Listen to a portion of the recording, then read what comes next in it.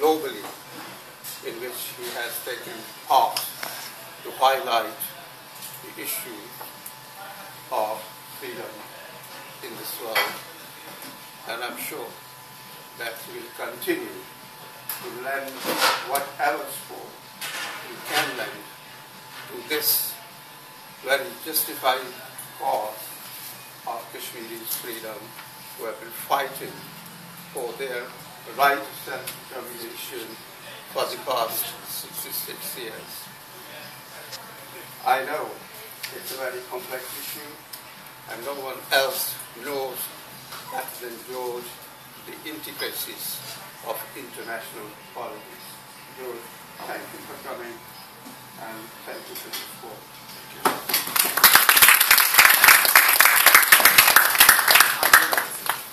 I have explained what we want from George, and now I would like to request George Galloway, MP for Bradford West, to say how he can support us, how we can raise our issue in the Parliament, and if anybody wants to ask any question or any clarification from him afterwards, that will be best thing which we will do today. I think instead of having a lot of speeches. So can I request George? Thank you, sir. Thank you. Bismillah ar-Rahman ar-Rahim. Dr. Rajat Saab, Mayor Ajib Saab, distinguished elders, brothers and sisters, comrades and friends, Assalamu alaikum wa rahmatullahi wa barakatuh. I'm touched by Mayor Ajib's remarks, which took me back many decades. In fact, the first time I was ever in the city of Bradford was to visit Mayor Ajib at his house at the time when he was hoping to be the Member of Parliament for this constituency. Sadly, we failed, and ironically, if we had succeeded, I would never have been the Member of Parliament for Bradford West. Indeed, I'd be here as a guest of you as the Member of Parliament for Bradford West. Well, I can tell you without fear of contradiction, I should rather have had you as the MP for Bradford West all those decades ago now. But it's funny how things work out. And so the introduction that Mayor Ajib gave probably suffices in terms of my own involvement in this question, apart from one or two other noteworthy points which relate actually indirectly to this petition. The first was that Dr. Talker, now sadly no longer with us, took me to the largest meeting I have ever addressed, and I've addressed some very large meetings. The largest indoor meeting in Rosemont Conference Center in Chicago, 1 week before 9/11. And I addressed 25,000 people under a roof in the Rosemont Convention Center on the subject of Kashmir. Flew home a couple of days later, and a couple of days after that, 9/11 happened. I was always worried about that. Somehow I was always waiting for the knock on the door to ask me why I'd been in the United States so close to these dreadful events. But it showed me, that meeting, that it is possible to energize a mass audience on this subject of Kashmir. In fact, the oldest extant video of a speech by me on YouTube is with Mike Watson in, I'm not sure exactly which town, but I think it was Muzaffarabad, in 1990, so 23 years ago. A speech that I gave there, it's on YouTube. I can hardly believe it's me that's speaking. I look like a boy. But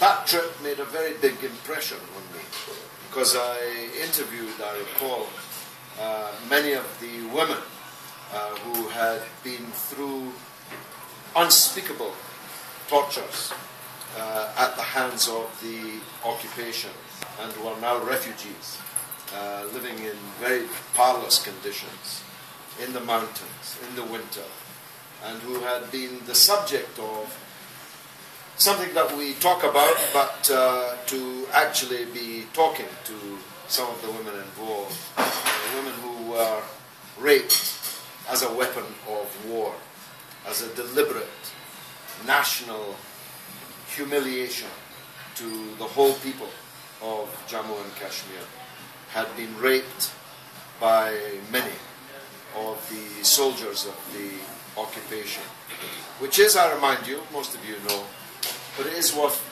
continuing to underscore this point.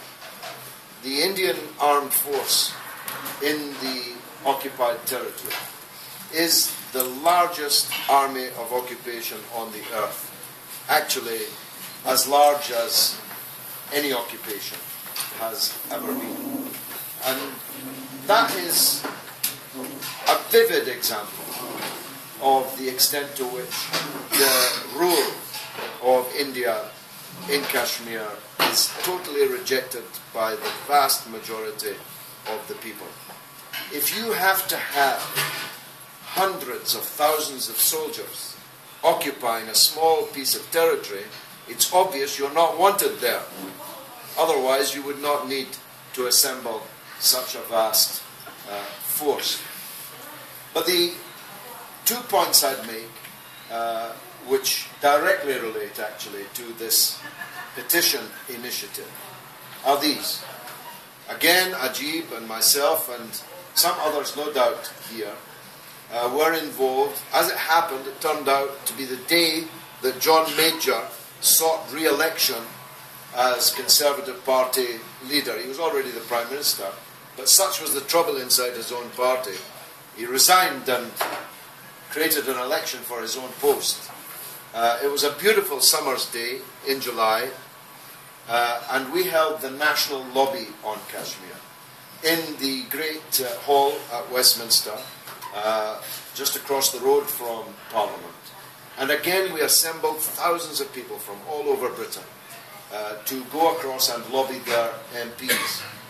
In fact, the Major carnival slightly spoiled our parade a bit, because although we were able, thousands of us, to lobby MPs, the media's attention was more on the fact that John Major was up for re-election that very same day. But again, it shows that I was the organizer of that lobby. I was the Secretary General of the National Lobby on Kashmir, and it was a gigantic success.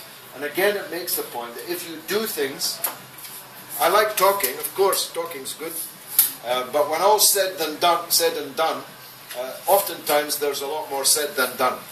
And if you do things, you can make things happen in a way that you will never do just by talking about them. And the European Parliament lobby that Mayor Ajib referred to obliquely was another such event where we hired a train, we took a huge number of people from England to Brussels and lobbied the European Parliament there on this subject. Another example of action speaking louder than words.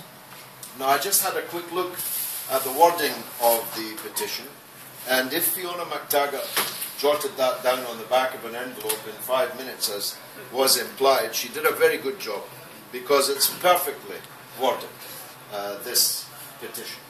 One or two more words would have made it much more difficult. But the words that have been chosen by Fiona are perfect. And there's absolutely no reason why all people of goodwill cannot sign this petition. Now, you may know the rules.